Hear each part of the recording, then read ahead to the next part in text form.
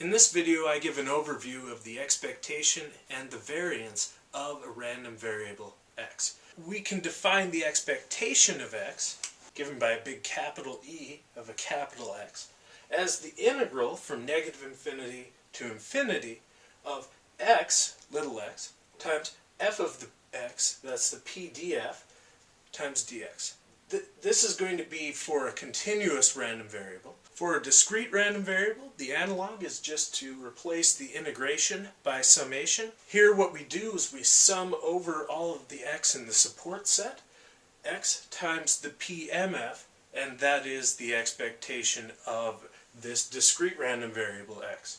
So for the purpose of this video and for simpler exposition, I'm going to use the discrete random variable notation, but the arguments that I use for the discrete random variable will translate seamlessly to the continuous random variable case. So if we are taking the expectation of the random variable x, we could also take the expectation of any function of the random variable x, denote that function g of x, and that's what this expression says.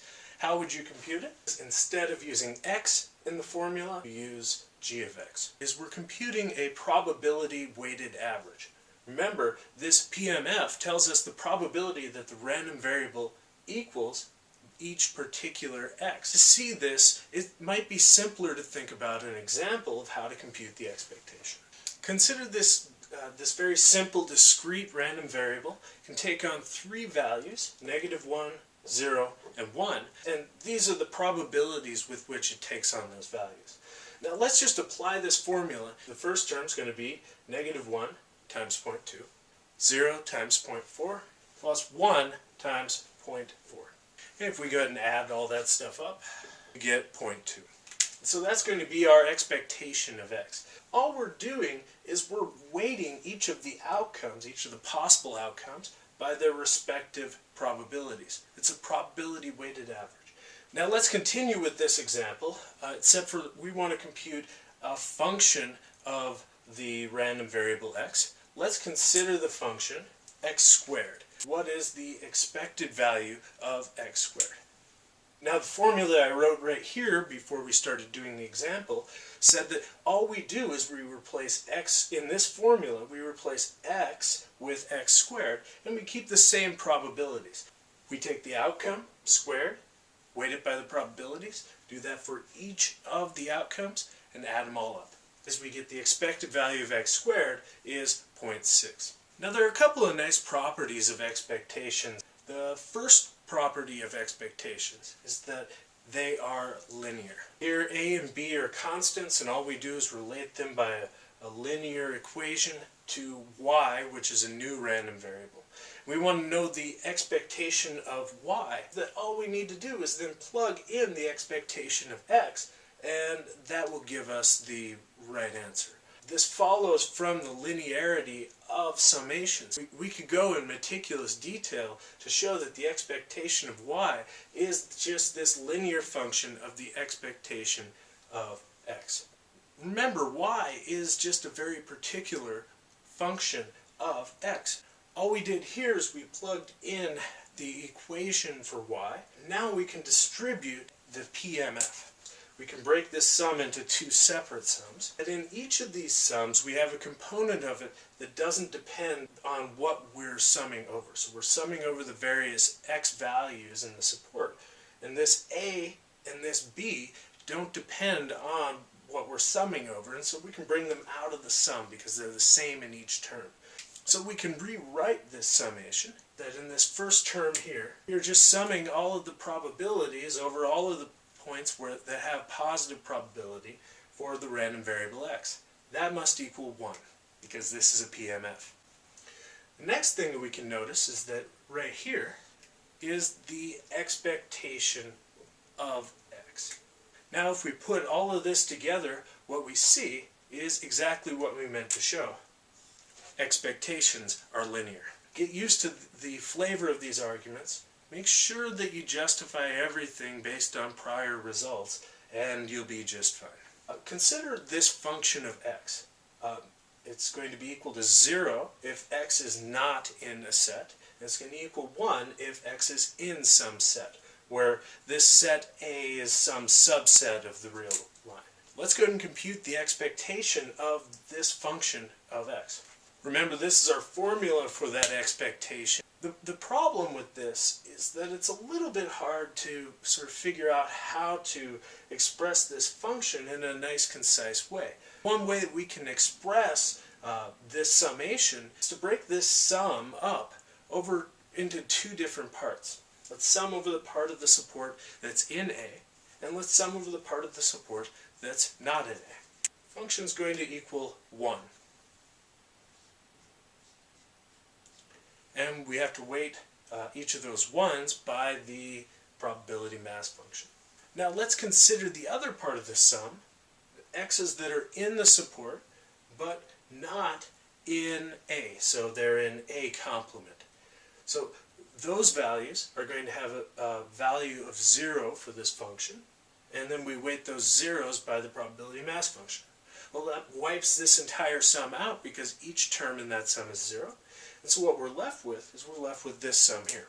This first term is just adding up the probability mass function for everything that's in the support and in this set A. In other words, this summation equals the probability that the random variable x is in the set A. This is what's called an indicator function. It indicates whether x, the random variable x, is in the set A.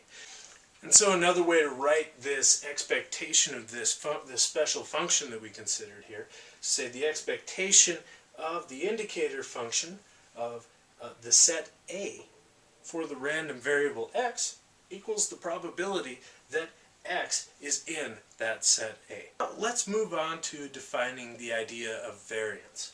Now, variance is just a special application of this expectation of a function of a random variable. That the function of x is just x minus the expectation of x squared. So let's go back to the example that we were considering. Remember, we computed the expectation and the expectation of x squared.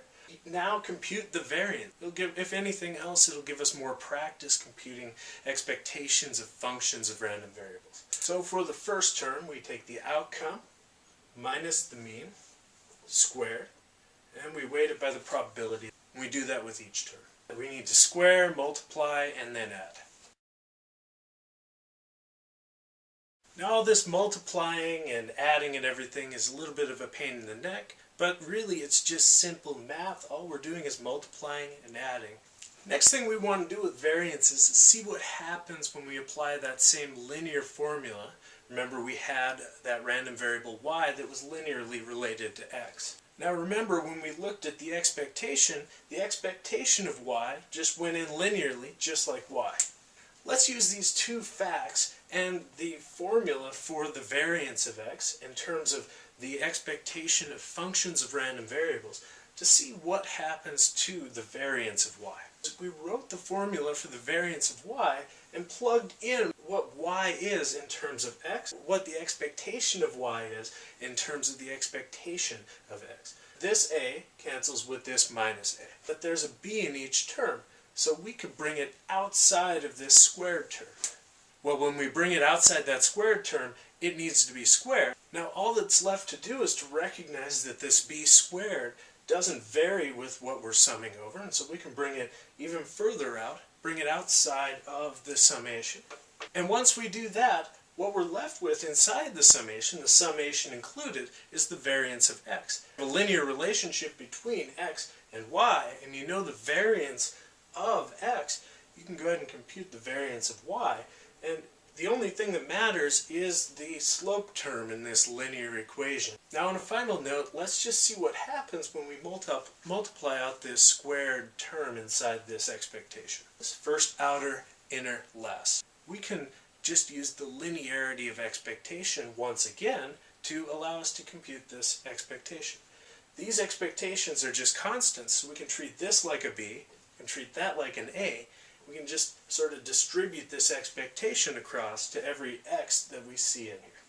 So when we do that, we get the expectation of x squared. We get 2 times the expectation of x times this expectation of x and we just carry this expectation of x, whole thing squared, along for the ride.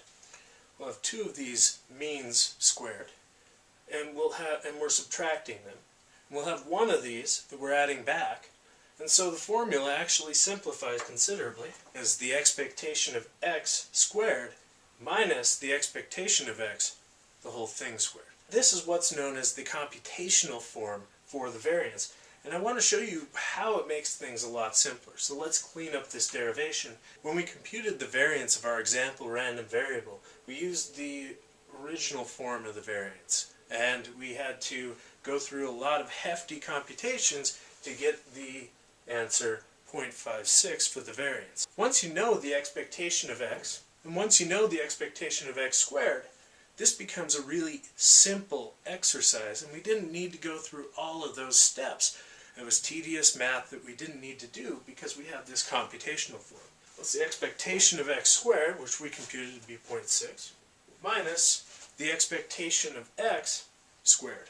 0.2 times 0.2 is 0.04. Subtract that from 0.6. Lo and behold, we get 0.56. And so you can see how this formula will make your life considerably easier when you're computing variances. So have that in your back pocket. Sometimes there's a less tedious way. Remember formulas like this to make your life easier. It will make your life in econometrics much, much easier.